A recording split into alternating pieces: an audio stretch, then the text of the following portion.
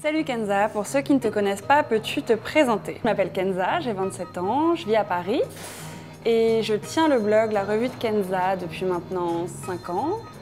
Un blog qui traite de mode, de bons plans, de voyage. C'est tout mon univers réuni dans un seul blog avec un angle très mode.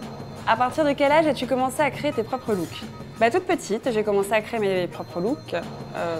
Voilà, donc je me souviens plus de l'âge, mais je me souviens que déjà toute petite, j'avais des exigences. Ta décennie mode à oublier? Ouais, ma décennie mode à oublier, c'est surtout une période qui a duré, je pense, 1 an, où je m'habillais un peu comme une cagole. Portais des petits hauts moulants au-dessus du nombril et des chaussures compensées et des jeans très slim. C'était absolument pas élégant, mais j'adorais ça. Ma décennie fétiche. Je pourrais dire que ma décennie fétiche, c'est peut-être celle qui se passe en ce moment, parce que c'est celle dans laquelle je suis la plus à l'aise et je pense que j'ai trouvé mon identité. À l'heure actuelle, il n'y a pas vraiment de tendance pure et dure, on s'inspire de tout ce qu'il y a eu avant et que l'avantage, c'est que tu peux taper dans les tendances que tu préfères. Question plus générale, mon capitaine, comment s'habiller par grand froid? Le souci que j'ai, c'est que je déteste le froid, donc j'ai pas du tout envie de faire d'efforts quand il fait froid. Donc pour ma part, c'est compliqué parce que je ressemble à rien quand il fait froid, parce que j'ai toujours une énorme parka qui est très moche. Et je suis en 2 roues, donc j'ai total look horrible. Mais j'ai découvert une petite astuce récemment qui est la petite doudoune très très fine qu'on peut mettre sous sa veste. Il y a une marque qui fait ça, qui est Uniqlo, qui fait des doudounes en fait ultra fines qu'on peut mettre sous une veste et c'est hyper pratique. Un conseil look beauté pour Kenza du Loft. Kenza du Loft, je m'en souviens vaguement, mais de mémoire, elle avait les sourcils très fins et aujourd'hui, ça ne passerait pas du tout. Parce qu'aujourd'hui, voilà, on aime le sourcil broussailleux, le sourcil épais. Les sourcils maquillés, non, on oublie et on laisse pousser ses sourcils, quitte à ce qu'ils soient un petit peu sauvages. Je trouve que ça adoucit un peu le visage. Voilà. Question de Geneviève de Fontenay-sous-Bois. Elle va être ravie. Combien de chapeaux as-tu? Alors j'ai beaucoup de chapeaux, mais je n'en mets jamais. Voilà, je sais pas, j'adore en acheter, j'en achète souvent chez les hommes d'ailleurs, type les Galeries Lafayette pour les hommes ou le BHV Homme où on trouve des super chapeaux qui sont pas hyper chers et hyper quali. Alors j'en ai plein, mais je les mets pas. Et pourquoi je les mets pas? Parce que comme je roule en Solex, j'ai un casque et que c'est pas pratique de mettre un chapeau. Tu as découvert en exclusivité la collection Oraito Mobility. Qu'en as-tu pensé? Alors, pour tout vous dire, je ne l'ai pas testé. Mais je l'ai regardée et je l'ai touchée. Alors, je la trouve hyper jolie parce que c'est vrai que souvent tous les accessoires design comme ça mobile, c'est pas forcément ce qu'il y a de plus glamour, en tout cas pour une fille. Et là, en l'occurrence, voilà, là, comme par exemple la petite coque d'iPhone que j'ai, c'est des accessoires tendance et mode à part entière. En fait, je pense qu'il a su allier en fait la qualité et puis le visuel. Non, les matières et les volumes, etc.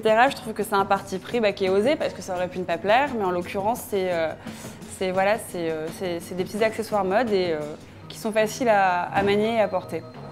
Plus généralement, que penses-tu du travail du designer Oraito?